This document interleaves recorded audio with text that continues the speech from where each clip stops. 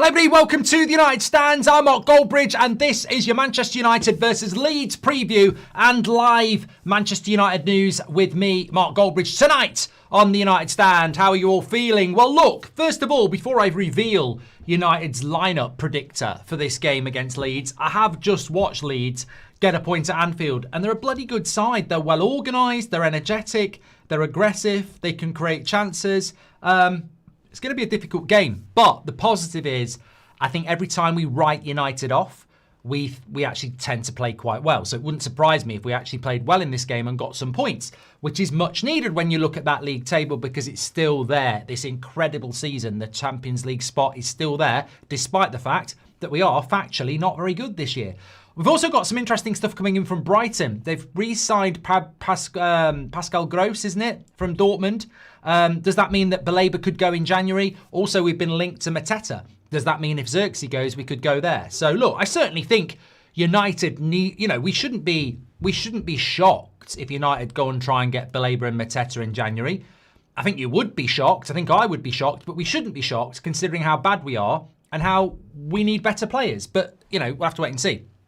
The big thing I want to start off with, though, is before I preview the Leeds game, there's a lot of people talking about, could this be Amorim's last game? It's a very losable game.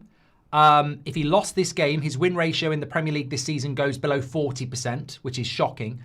Could this be his last game in charge at Man United? Certain media outlets have been talking about it. They're sort of building it up a little bit like that.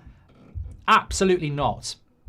We have a responsibility as fans to be real, and if he loses on Sunday, that will not be him being sacked. Now, whether that's right or not, debate it. Somebody said on the show this afternoon, the standards are so bad at this football club.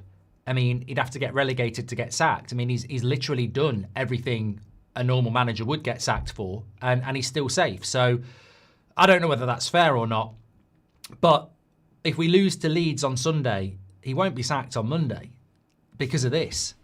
Because if he loses to Leeds on Sunday, we will still be a win or two off Champions League football. So I don't think it really matters if we lose. Well, it does matter, obviously, but I don't think it really matters how many games he loses or how bad we play. I think Ineos are clinging on to the hope that this situation turns around. And as long as Champions League football is possible, that would be like winning the lottery to them. I don't think they care about how they buy their lottery ticket or, they just want to win the lottery. And if he can get Champions League football, I don't think they'll massively care about whether we deserved it or whether we played well or not. So I think for people, look, the reason we're talking about it is because people are talking about it, but also there will be people out there because it's a strange world who are going, well, if it means he's gone, I'll take a loss to Leeds. You should never be taking a loss anyway, and it won't happen. We might lose to Leeds, but he won't get the sack if we lose to Leeds. It won't happen. You can just tell. The league tells you the story. It just won't happen. So it's ridiculous to talk about that. Maybe it's not ridiculous to say, well, he deserves it, but he won't be getting sacked if we lose to Leeds on Sunday. But it will be a difficult game. It will be a difficult game. And, I watched Leeds play against Liverpool. And the interesting thing, just before I show the lineup, is that this league is incredible. It really is. I look at Liverpool in fourth and I think, you know what? They're crap. They are really bad. I watched that game against Leeds mainly because I wanted to take a look at Leeds ahead of Sunday. But Liverpool were shocking. They were so bad. And they're fourth in the league. Chelsea have just sacked their manager, or he's left. They're fifth in the league. And we all know about us, and we're sixth in the league. It's just a weird season. And we are not good this year, but neither are Liverpool, neither are Chelsea. I think there are three good teams, and that's Man City, Man City, Villa, and Arsenal. And you know what? I can say this because it makes sense. In a way, I wish Liverpool, Chelsea, and Newcastle were good because it would highlight the reality of what we are. I see it with my eyes, but the Premier League table lies. I was saying this on That's Football this afternoon. I know we're really bad. I watch it every week, but the Premier League table tells a different story. We are factually bad. Liverpool are factually bad. But the Premier League says, well, you're 4th and 6th. But there's got to be something wrong with the Premier League then, because we are factually rubbish. Look, Everton at home against 10 men. West Ham, Bournemouth, Wolves. We've dropped so many points. And yet we're still in the Champions League race. And it's the same with Liverpool. And it's the same with Chelsea. So we are bad, but the Premier League is clearly bad because we're still in there. And that's the most important thing to Ineos and the Glazers. So, look, talking about the game at the weekend, I actually, you know me, I can't be arsed with predicting, but I actually think that, like the Villa game, I think people will go, oh, we're going to get turned over. Leeds haven't lost the game in 7. They're going to be massively up for this. And look, they will be up for this. You know, I have to remind myself about this. The younger fans, of which most of you are, you need to know this. Leeds hate United. Leeds, we're their biggest rival. Leeds, this is like our game against Liverpool. Leeds, their biggest game of the season. So this is a rival game. They will be up for it. The crowd will be up for it. The players will be up for it. I don't see Leeds as a rival. You know, I see Chelsea as more of a rival than Leeds. It's very much a 70s thing. But it's the Battle of the Roses, isn't it? It's a massive, massive game for Leeds. So we're not rolling up to Burnley. We're not rolling up to Wolves. We are actually going to somewhere where they really, really, really are up for it. And as I said, I watched them play against Liverpool. I haven't seen a lot of Leeds this season. Ampadu can't play because he got a dodgy yellow card, but they've still got loads of good players. They rested 2 or 3 players as well. And they're good. They're well organised. Defensively, low block, very well organised. Midfield, very energetic and tenacious. Very expansive on the break and a goal threat from set pieces. So I think that they are a really interesting side, Leeds, and it will be a difficult game. I think the safe money is probably on a draw, but they could win that game. But what I would say, just to be a bit positive in 26, because 26 can surely be better than 25, we do have a tendency, when we don't expect things to happen, to turn the light on. And I feel like Ruben Amorim said this, didn't he? Ruben Amorim said, when asked about how you can move on from the Wolves draw, this is a direct quote from Amorim, he said, it's the same things as when you play really well. We cannot change the result of this one, but you can move on and go to the next one. We cannot take a risk to lose anyone for more than many weeks. We'll be ready for the next game. We know it's going to be tough, but we'll be ready for the next game. We cannot take a risk to lose anyone for many weeks. I don't know what that means. Does that mean he's going to rotate? I don't know. You know what? I'd read that before we went live, and I don't actually know what that means. We cannot take a risk to lose anyone for many weeks. Maybe he's talking about Mason Mount then. Maybe Mason Mount can't be risked because he's got a knock. I don't know what he's talking about. But look, he's basically saying, look, the Wolves game, we've got to move on from it. It's the same thing when you play well. We can't change the result. We just got to move on and go on to the next one. But I would take some confidence in the fact that we do tend to play well when we don't expect to play well. Now, as far as the team goes, obviously there is an Amorim press conference tomorrow. We played on Tuesday. I don't expect De Ligt, Maguire, Menu, Bruno to be fit for this game. And even if they were, computer's not going to say start them. So we're going to be talking, you know, off the bench if we need to use them. So I think the team pretty much picks itself. The main thing you'll see there is I've gone with the back 4. And it will be whether he's going to go with the back 4 or whether he's going to play a 3-4-3. Now, with that team, that can be a 3-4-3. We know it can, because you can move Luke Shaw across, you can move Dorgu to left wing back, and it's a 3-4-3 or a 5-3-2. I just think, like, the best football we've played over the festive period was the first half against Newcastle. And the players are most comfortable with it. And I think that the way that Leeds play, if we go with a back 5 and they go with a back 5, it's going to be a really crappy game. And I think we need to try and win these games. So I would just go with the back 4. I actually think Martinez plays better in a back four, which is strange because you'd think as the spare, in a back three he'd be good, but I think Martinez works better in the back four. Luke Shaw was a waste of space, so use him as a left back. And I mean, look, there's a lot of weaknesses in that team. I wasn't happy with Agate and Casemiro against Wolves, but we don't really have anything else until they do something in the market or Bruno gets fit. I don't like Delo at right back, but we haven't got Mazraoui, so that's what we're going to have to do. And, Cunha didn't play particularly well. I like Dorgu, and I'd like to see him playing off the right. I really would. Mason Mount's the big one. If Mason Mount's not back, then what am I going to do? Am I going to play Fletcher? Am I going to play Lacey? Or will he try Zirkzee again? So I think that one, to me, is interesting. Semenyo, I don't think he'll be back. And even if he is back, I think he'd be on the bench. But it's going to be a cracking game. It is. It's going to be a cracking game because the atmosphere is going to be brilliant. They're going to be well up for it. And we're going to struggle. I think we will struggle. I think it will be a hard game. I can't see us turning up there and winning 3 or 4-0 like we used to when it was Leeds with Bielsa. I think it's going to be a tough match. I think there will be a huge amount of pressure on it. And I think if we don't get a good result, I think there'll be a lot more pressure again. Because I think we were looking at these Wolves, Leeds and Burnley games and saying minimum of 9 points, and we've already dropped 2. So we can't really afford to drop more. Burnley comes very quickly after this. We play Sunday lunchtime and then we play Wednesday night and then we're playing Brighton on the Sunday. So we're going into 3 really big games that shouldn't be as big as they are on paper, really, but we make everything big, don't we? We've got the Leeds game on Sunday lunchtime, then we've got Burnley at Burnley on Wednesday, and then we've got Brighton in the Cup.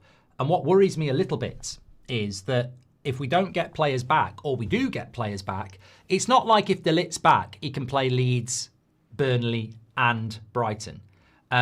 Just because you're back from an injury doesn't mean you can suddenly play 3 games in 7 days. So, and then are all that lot going to play 3 games in 7 days as well? The FA Cup is so big for us against Brighton because, as I said this afternoon, it's a pathway into Europe. And I think Arsenal, Newcastle, Man City, Liverpool have got to play 9 games in January. So they're going to rotate in the FA Cup. So some of them might get knocked out. I don't think the FA Cup's going to be a priority for a lot of teams, but for us, it has to be. So, but it's tough. It's tough to go Leeds, Burnley, Brighton with that set of players. Okay, we might get 2 or 3 players back from injury, but even if Bruno miraculously came back, you can't play him for 90 minutes in 2 games. So it's going to be a tough week for us, and it's about priorities, isn't it? It's sad to say that Burnley, Leeds and Brighton on paper, you'd want to win all 3. But in essence, we might be in a situation where we do have to sort of prioritise one. And I think the league is probably going to be it, isn't it? We need the points in the league, really. But this is why we should be buying somebody as well. This is why you should be buying somebody, because we're going into a big week. We're threadbare. I've seen a lot of stick about the youth as well, which, you know me, I won't do it. But I've seen a lot of people saying the young players that came on against Wolves were crap. And I don't like talking about that because they're being thrown into the deep end. They're teenagers. They're not going to walk on and play like prime Paul Scholes. But what I would say is I'm not confident that they can get thrown in.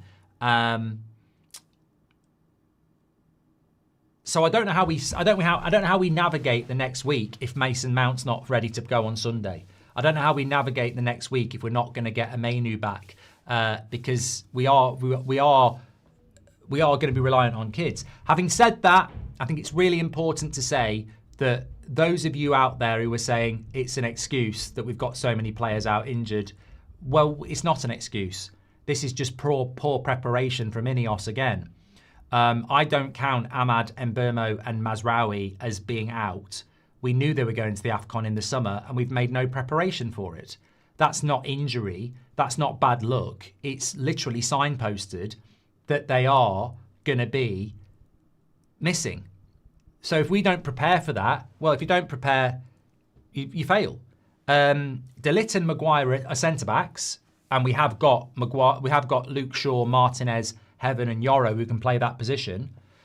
And then that leaves Mainu and Bruno. Well, we've not used Mainu this season. And Bruno, well, you know, why don't we have enough players? Why don't we have enough players to cover off expected injuries in the midfield? Mason Mount being injured, are we really going to cry me a river about that? I mean, he's always injured. So I don't think it's an excuse how many players we're missing when 50% of them are at the AFCON, which we knew about in the summer. I just don't think we've prepared for this season very much at all. But we should still have enough to beat Wolves. We should still have enough to beat Leeds. So there we go. Let me get into, I do need to talk to you about Mateta and Baleba, but let me get into some of your comments here. Are you going to predict the game? Well, it's 2026. I'm not playing by these silly rules anymore. I will predict. I don't think we'll lose against Leeds.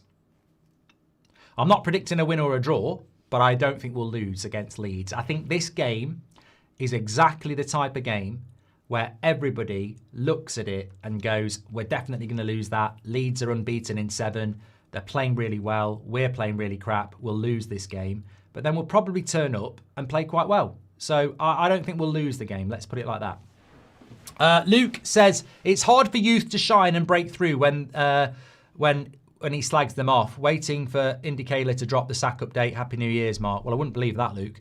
Happy New Year, pal. Any managers that help Glazers stay in this club any longer is an enemy of the club. Let's sack manager after every 6 months and see how long they last, says Sarvesh.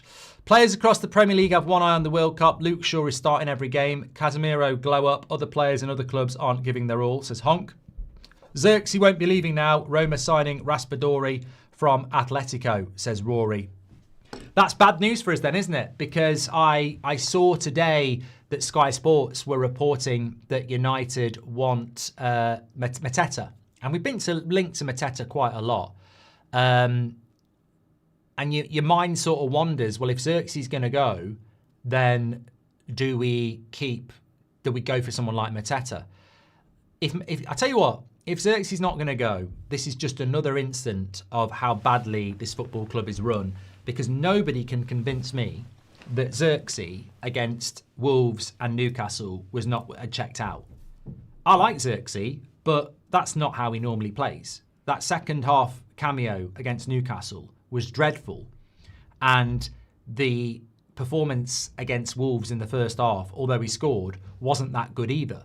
So again, it's the Everton activity of Man United. It's the Everton mentality of Man United again, isn't it? I'm not slagging Everton off, but look at Everton over the last 20 years.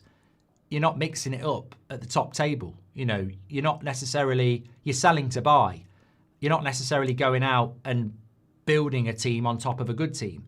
And I think with Zirkzee, it's abundantly clear that he's checked out because he wants to go. And now we're going to end up keeping him. And it's like, oh, let's go, let's be friends again. And it's like the trust is gone. And we don't seem to understand this. You've got a player that's mentally checked out that you're looking to push on. Then you don't get Semenyo, so you want to keep him again. And we can all see the truth. And he's not a stupid guy. Like, we wanted Semenyo, and if we'd got him, we would have let Zirkzee go. We don't get Semenyo, we miss out. So we say to Zirkzee, we want you to stay now. Let's be friends again. And it's just such an amateur way to run a football club. And the result of that is that you end up in a situation whereby the player isn't happy and is unsettled, and the club doesn't move forward. And this is all because we went for Semenyo, we didn't get him, and now we want Zirkzee to stay. But these are not like bags of cement. These are humans with emotions, and we're playing with these players' emotions. And it's utterly ambitious to keep a player that you didn't want to keep because you can't get a replacement. It's unambitious. It's failure, isn't it? And the bottom line is, if you want to remove a player and replace them, and you can't replace them and you keep them, you're not moving forward. So I do feel bad for Zirkzee, because yet again our incompetence has led to a situation where we unsettle our own players. Would you take Mateta? It's an 8 o'clock show, so get your questions in, of course. I know we've just previewed Leeds, but it is an 8 o'clock show as well, so throw your questions in. You drive the show. I think that with regards to Mateta, I would like Mateta. Now that we've got Sesko, I would like Mateta. We've spoken about Mateta a few times on the channel, and my stance on Mateta has always been, I wouldn't want him to be the striker. We need 2 strikers anyway. So if we'd brought Mateta in and kept Rasmus, I'd have been happy. And now that we've got Sesko, if we bring Mateta in, I'd be happy, because I don't see Zirkzee as a striker, and I don't think Amorim sees him as a striker. And I think Amorim wants 2 strikers. Like, the fact that he won't throw Obi on in a game like that shows me that he doesn't trust Obi. So it's Sesko or playing somebody out of position. Now, if you had someone like Mateta, you might find Sesko on the bench and Mateta starts, or you might find Sesko starts and Mateta comes off the bench. But, you know, I mean, I agree with Ken. I'd take Danny Welbeck at the moment. I mean, it's 5 years too late, but I would take an experienced striker at the moment, because let's be clear, there has been games in the last few, I'm thinking about Villa, I'm thinking about Wolves, where decent chances have dropped to Sesko and he's not took them. Now, it would be nice to try and give somebody half an hour where they might take those chances. So I wouldn't mind Mateta. As for Baleba, look, this is breaking news today. Teams are being active. I mean, I don't know what Spurs are currently doing against Brentford, 0-0 at the moment. But if Spurs were to beat Brentford today, they'd be 2 points behind us. How the bloody hell is that? How the hell is that happening? I mean, they've got to beat Brentford. It's a big if. But if Spurs beat Brentford, they're 2 points behind us. Guess what Spurs have done? They've sold Brennan Johnson for £35 million to Palace, which means they've got money to spend in January, and they will spend money in January. So teams are using January already, and it's only the 1st of Jan. You know, Man City are going to get Semenyo. Palace have gone and got Brennan Johnson. Spurs are clearly going to spend money. People are going to take the opportunity to try and improve or put right a bad season. Pascal Gross has gone to Brighton. He was there. He went to Dortmund. He's coming back. That's a midfield signing. Some people have put 2 and 2 together and made 4. They're saying, well, if Brighton are bringing a midfielder in, are they going to let Baleba go? What we're hearing is, no, that won't happen, because as much as Gross can play in the midfield, and he's a good player, and he'll probably be a starter for Brighton, they've had issues with Baleba's performances this season. He's been dropped a lot. I mean, he's been subbed a lot. They are quite short in the midfield as well. I think they've got Baleba, Milner, and Ayala, is it? Or Ayari, however you pronounce it. So I think what they're looking to do is just build out a bit of depth in their midfield. So I don't think Man United are going to go for Baleba in January. Having said that, as much as it might be a conspiracy theory, you do also look at it and go, well, it might not be going to happen because they've got Gross this January. But why would it not happen in January? I mean, we were literally talking to him in the summer. Why are we waiting till the next summer to go for a player that we all know we're going to go for again? Why are we not trying to speed up this deal? Why, you know, he's not playing well for Brighton. He's done his bit, you know, and we really, really want him. So if we're going to, you know, my stance is I'm worried about Baleba anyway. But if the club think he's the right player, let's get on with it. I'd rather we add him now and find out he's going to be a success or a failure than wait till the summer to do something we're definitely going to do. Why not try and do it in January? And also, Amorim might not be here in the summer.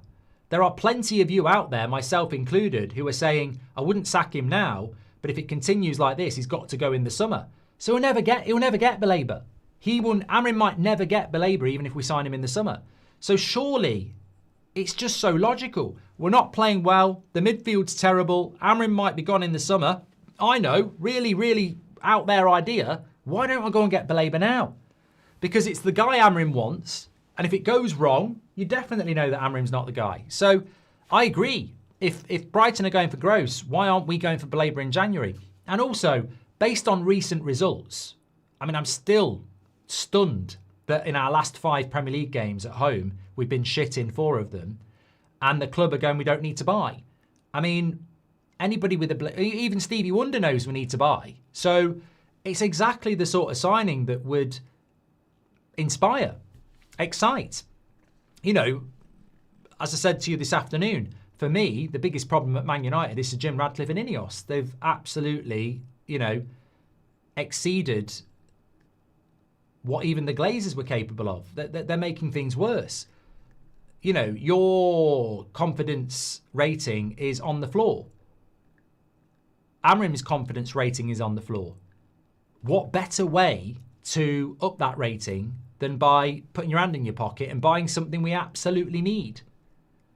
You know, sometimes if you've upset your wife, you pop to the shops and you get her a, you know, nice bit of jewellery, but she might not need the jewellery, but you go and buy it to make her feel happy. But sometimes she hasn't got a washing machine and you buy her a washing machine and she needs it and she's really happy because she needs it. And we really do need something in the midfield. So, you know, I just think it's like we as fans are not happy with these owners and we're not happy with this manager. Sometimes you can be fooled by a shiny new toy. But we won't be fooled by a shiny new toy because we need it. You know what I mean? Like sometimes the team's not doing very well and they just go and buy another striker. You know, you've already got 2 good strikers and they buy another one and you go, ooh, we've got another striker, but we don't necessarily need it. We absolutely need something, and it would boost the confidence around the manager and the owners if they went and got something. But they still won't do it because they're not bothered. You know, they treat Man United like it's not a popularity contest, and it is. This is the entertainment industry. They treat us like employees. They're like, I don't need to please the employees. They'll just, you know, get to work. I'm not an employee for the fucking Glazers, and I'm not an employee for the gym. They should be looking to please us.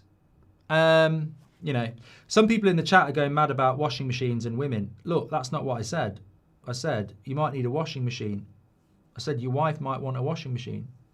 She might want a vibrator. It's nothing to do with like washing machines. She might want a bloody Porsche. I'm just saying she might want something. Or she might need something. Or he. It's irrelevant what it is. But the point I'm trying to make is that it baffles me how bad the ownership is, that they know no one likes them. They know no one trusts them. And they still don't think, let's try and buy their support. You know? Let's try and... I mean, look, if I was to Jim Ratcliffe and I was sat there and I've got someone telling me the fans think you're absolutely shit at what you do. They think you're absolutely crap. And they think you're ruining the club. I'd be like, well, I need a midfielder anyway. Let's get a good midfielder in and then they'll think I know what I'm on about. But they won't do it. Sarvish says, sorry, Mark, our club is gone. People looking short term. We should get this player and that player instead of doing what's necessary. People ignored Glazers outers in 2005, and I wonder why we are here. Well, look, it's going to be a lot harder than any of us think it's going to be. It will be a lot harder to get rid of the owners because we're not capable of doing it as a fan base. But you know, I'm not going to stop banging that drum. I've been banging it for years. Our only way back is through new ownership. You know, I've got the Man City game on here, and you look at the way they play football, you look at the amount of quality they've got. We're never going to compete with that. We might be able to beat them on our day. We might be able to beat them in a couple of weeks. We play them 2 weeks on Saturday at Old Trafford. But we're never going to beat them over a 38-game season because we just don't have the quality throughout the club. And it's not just quality on the pitch. It's quality in the coach. It's quality in the boardroom. It's absolutely everything. And Haaland nearly just scored there. So yeah, we're miles off. I completely agree. Let's have a look at the chat. Cancelo on loan, good for us. He's good crossing, says Trix. Look, I know it's not been spoken about for a week or so because it's Christmas Eve, but because it was Christmas Eve. But we've just tried to buy Semenyo. We've just tried to buy Semenyo a week ago for £65 million. Don't lose sight of that. Look. Sometimes you just got to look at the evidence, not the fact. Look at the facts. So much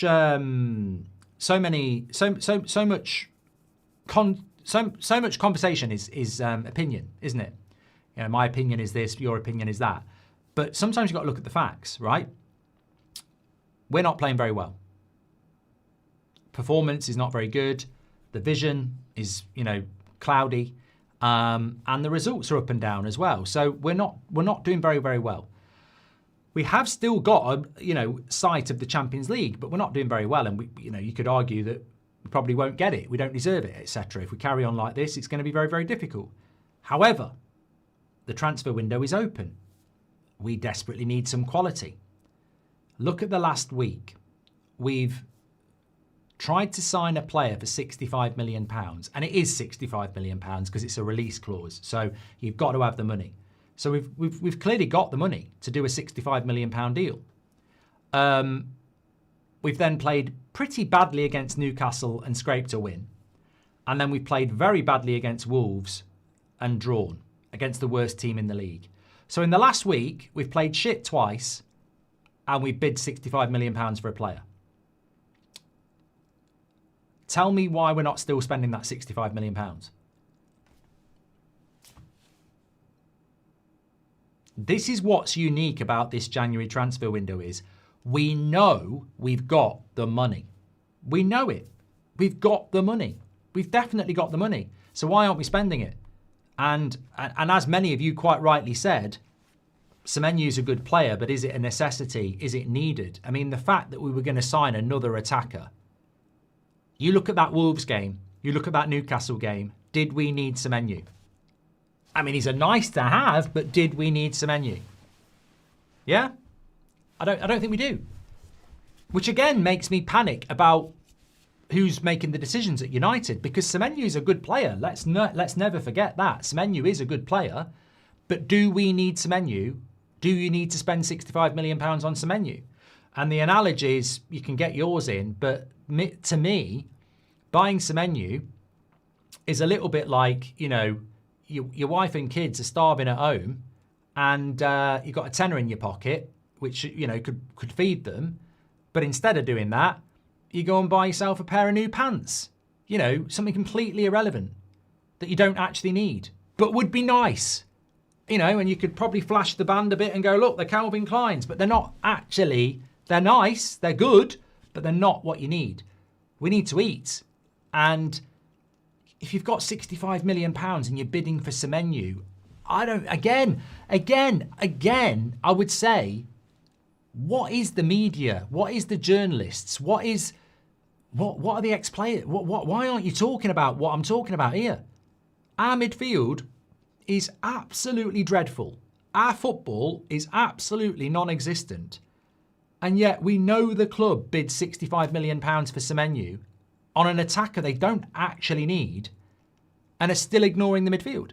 You know, it's actually incompetent. You know, you could say it's incompetent that we missed out on Semenyo to Man City. That's not incompetent. That's just logical that he would choose the better club. But it's incompetent that we're looking to spend a massive amount of money on something we don't need. But the upside of that incompetence is we didn't get him, but we know the money's there.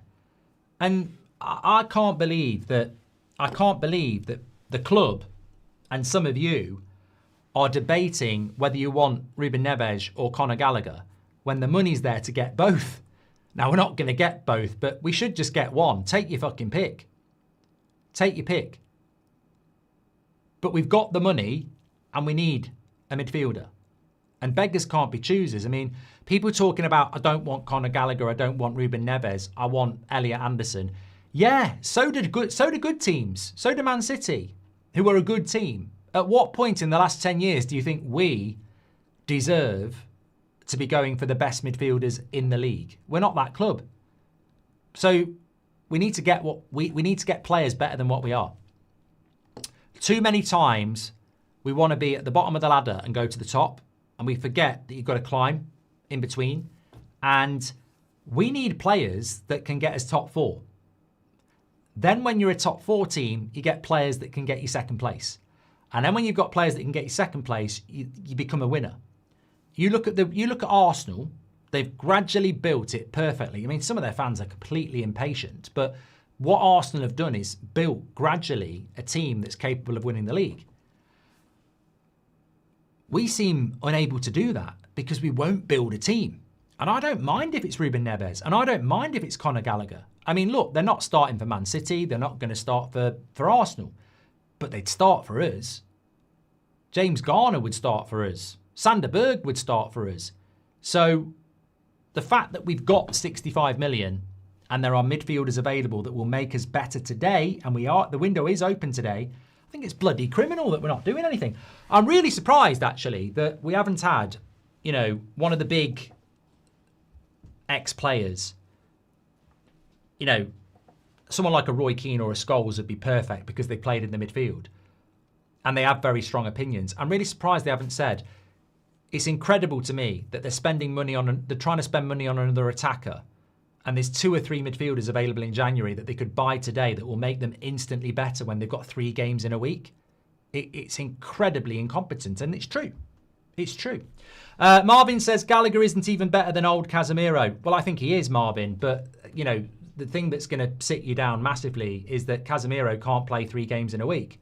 And even if Gallagher isn't better than Casemiro, he's still a midfielder in an area where we've only got 2. So I completely disagree with you. I think he is better than Casemiro. But even if he's not, we still need some. So what you're saying is you'd rather buy nobody and stick with the 2 shit players that we've got in the midfield. I mean, that's just what do you call it? That's self-destruction. That's just stubborn. We're going to fail with that attitude. You've got to bring players in that are going to help us, SMYK says you are impatient and 8 people have liked it. Why are you not impatient? What about tomorrow thinks that you're going to be here? Surely we're all impatient. We've been living this for 10 years.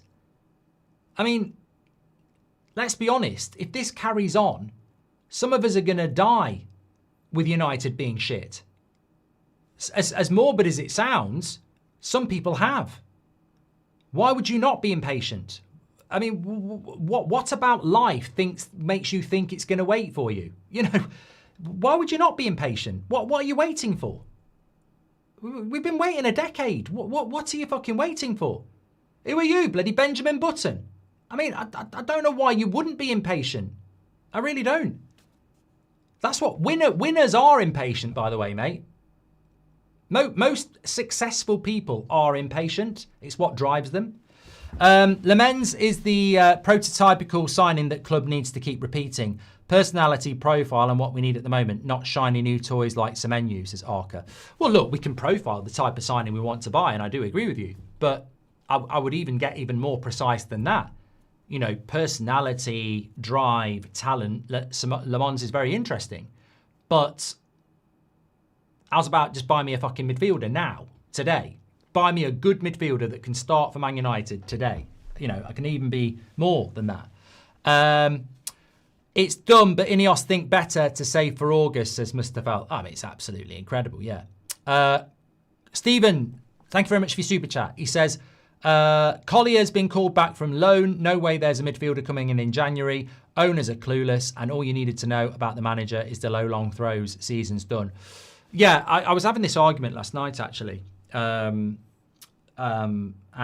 basically, I was told last night at this party that 2026 was going to be good for Man United.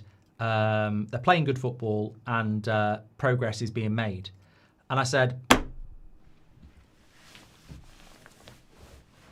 is it progress to watch your right back run across to the other side of the pitch, any opportunity he can, to launch a long throw in into the box?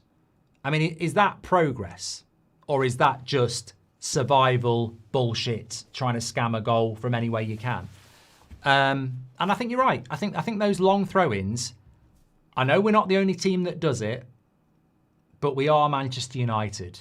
And I don't mind us doing it occasionally, but that's pretty much our most dangerous attack tactic.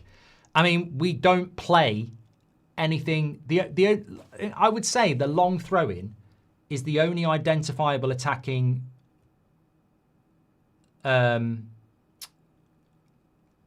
tactic we have, apart from the long diagonal ball. I think the long diagonal ball and the long throw-in are the only thing that we definitively do identifiably on the regular. I don't see us putting many crosses into the box. I don't see us, stretching teams with quick movement and passing or 1-2s or runners. I think the long throw and the long diagonal are the two most consistent things we do every game. But yeah, you're right, Stephen. Collier coming back. Look, I like Collier. I don't think he's good enough. I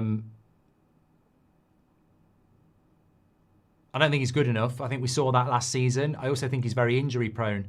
So I think Collier coming back. And I mean, look, worst case scenario, we're keeping Zirkzee, we're keeping Semenyo, and Collier's coming back. I mean, that's a dreadful... I'll be honest, I'm going to be positive here. I don't think we'll lose to Leeds, and I do think we'll sign somebody in January. Let's reconvene on the 31st of Jan. I mean, we don't need to reconvene for the Leeds prediction. We can do that at 2:30 on Sunday. But I can't see us not doing anything in January. That I know the owners are crap, but even I don't think they're that crap. Thank you, Sarvesh. Thank you very much. I feel it will take 5 or so managers sacked until this fan base finally wakes up. Still then, I feel we'll be calling for manager out, says Wicked. And Lupus says, we just said we need to build the team up with top 4 players, then Premier League winning players. This is called patience. Also, Happy New Year, Mark, and chat. Lupus says, yeah, but Lupus, I don't really know what you're on about there. You're saying patience, but no, that you can't say we need to buy players to win the Premier League and be patient when they're not buying players to win the Premier League and the owners aren't the right owners. Like, I think everybody would be patient if we could see the vision with the right people. But you can't be patient when you know it's right. Imagine one of your kids, right? You want them to be happily married to somebody that's, someone that you're comfortable with, right? And they're marrying somebody that's bad for them, right? Are you going to sit there and go, well, I'll just be patient? If you know something's wrong, why would you be patient? People will be patient if they know it's right, but not if it's wrong.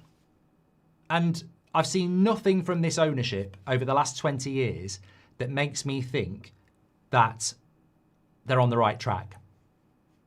I mean, we're £1 billion in debt for a start. So, Delo's long throw-ins are not even long, says Rob. They're not. Breaking news, they're not. I was watching Leeds today, and they did a couple of long throw-ins. And they're nearly hitting the penalty spot. Delo can't even get it to the edge of the 6-yard box. What happened to the Yulmland shouts? Says Naveen. I mean, I would keep. I don't think we're going to sign Yulmland from Sporting, to be honest. I don't think we're going to sign anybody from Sporting, and this is controversial. And we haven't spoken about it for a while.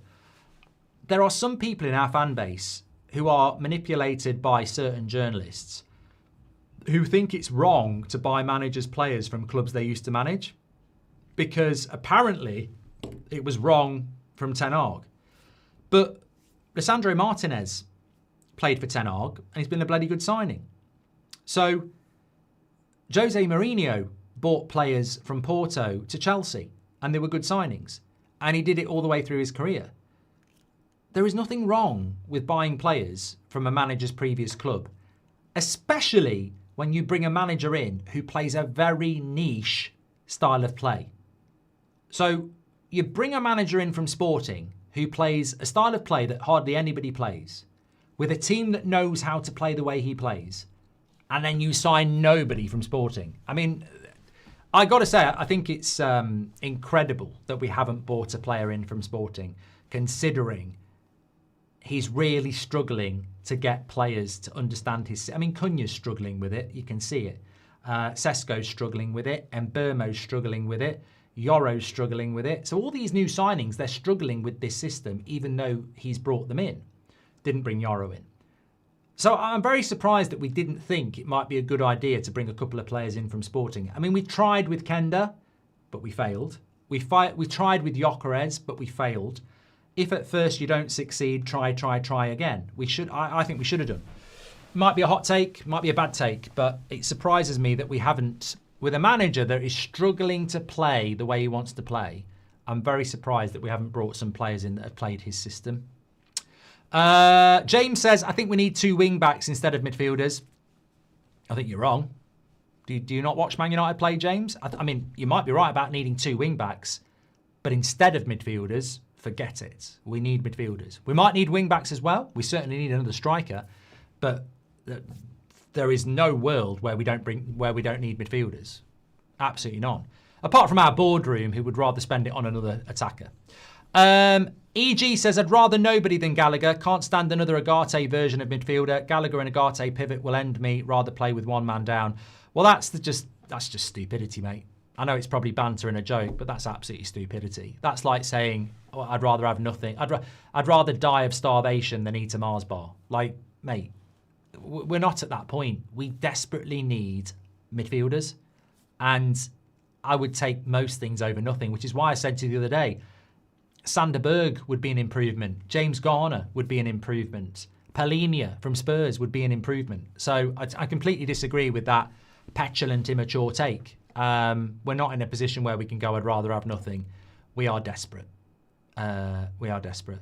Marvin says you haven't watched Gallagher play. No, mate, I haven't. I haven't. I've got to put my hands up and say I've never watched Conor Gallagher play in my life. I've never watched him play for England. I've never watched him play for Chelsea. I've never watched him. Brilliant point, Marvin. I've just realised I've never watched Conor Gallagher play. Shit. Why am I saying sign him? I've never seen Ruben Neves play as well. Oh. I'm just saying sign players that I've never seen play before. Sorry, I've just realised I've never seen Conor Gallagher and Ruben Neves play football. Why am I saying sign them? I don't know. We could do with Frimpong from Liverpool. We need midfielders. But I agree with Southern Red. We desperately need new owners first. Just having a quick look. Still 0-0 between Brentford and Tottenham. I'm nervously looking at that one because if Tottenham win and they buy in January and Thomas Frank gets them better, then we're going to be in trouble. Keepers concede corners for holding too long, yet every long throw requires 30 seconds of towel work. Ideal way to waste time. Limit to 5 seconds, says Chris. I agree. Doing the same thing over and over and expecting different outcomes is the sign of insanity, says It's Just Me. Look, I did the video this afternoon. I really appreciate a lot of the comments. I think there was a lot of general consensus appreciation that we're shouting out the real problems. As I said, I always read the comments. And, sometimes when it's about Amorim, it's quite mixed. But talking about the owners seems to have hit a nerve with this community and hopefully others that's where we should be putting our attention.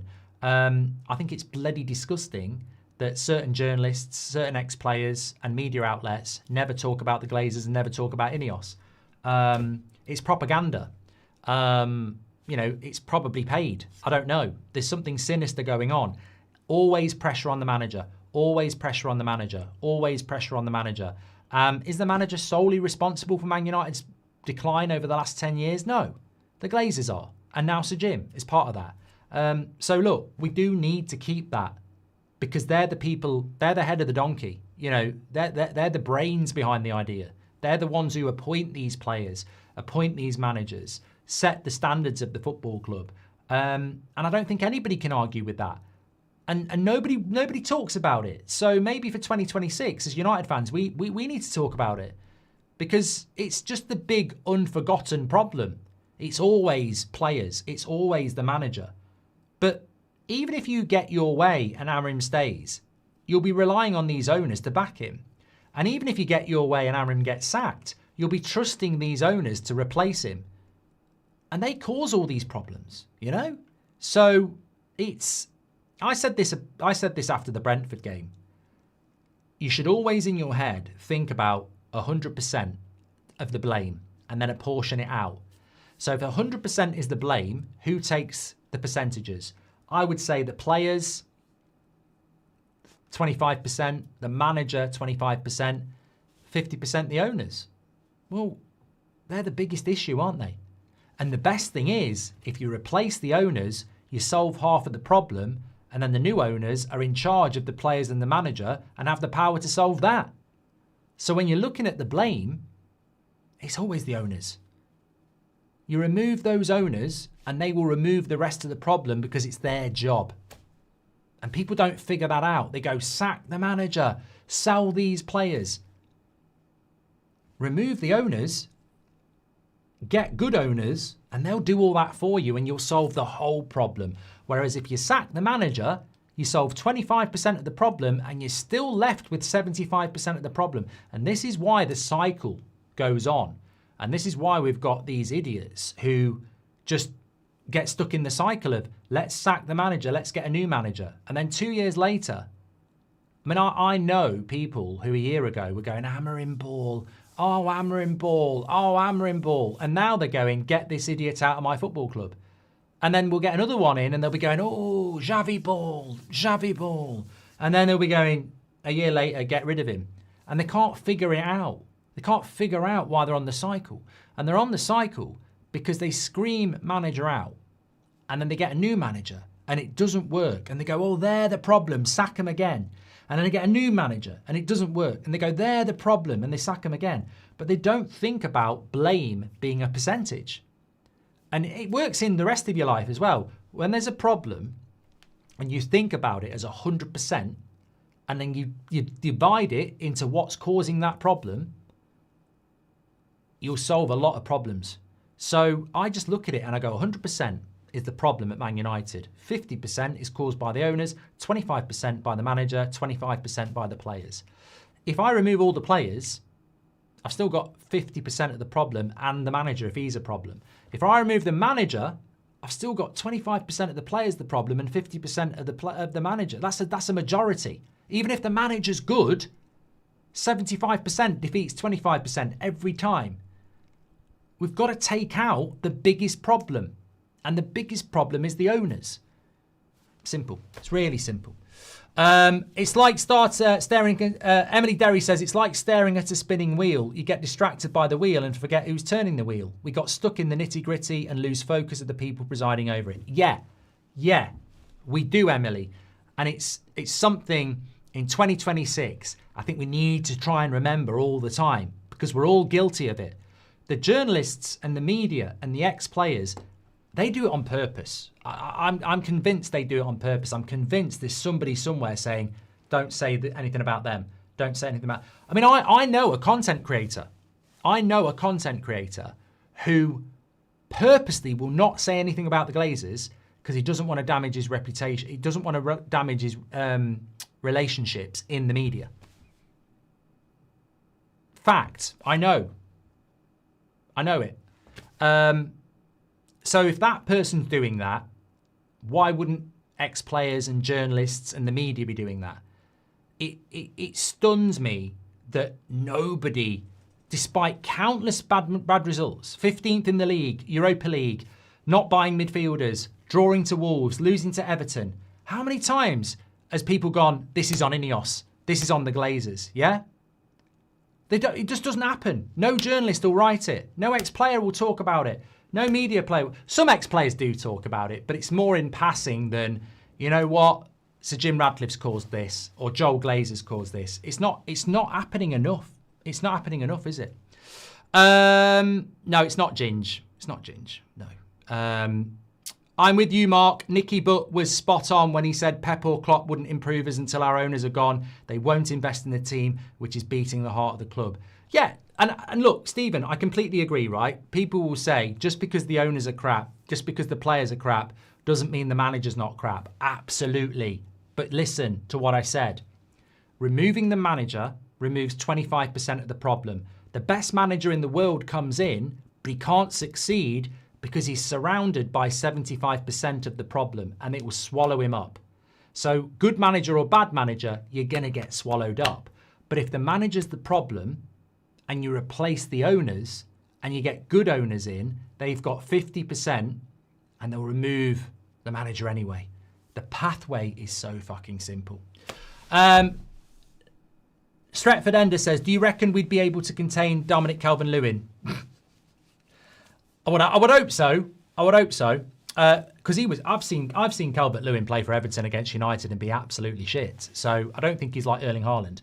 Focus on answers, not the problems. How do you remove the owners? Well, if anybody knows how to do that, Stephen, we would be sorted, wouldn't we? Class of 99 says, you missed my super chat. Let me have a quick look.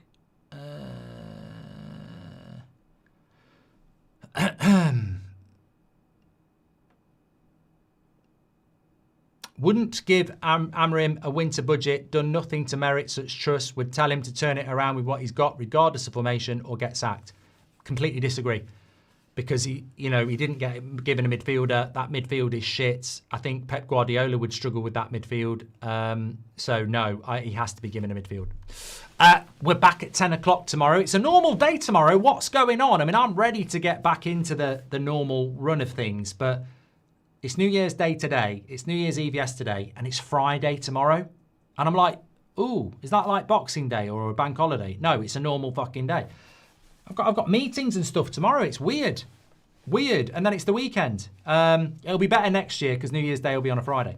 Anyway, thanks everyone for watching. Take care. Fantastic show. Really enjoyed it. Glad we did it live. Make sure you smash a like on the video. Please do subscribe in 2026. And remember, you're going to get your 2026 wrapped in late November. So get yourself in the top 1% this year by watching all our videos. Take care. Stay safe.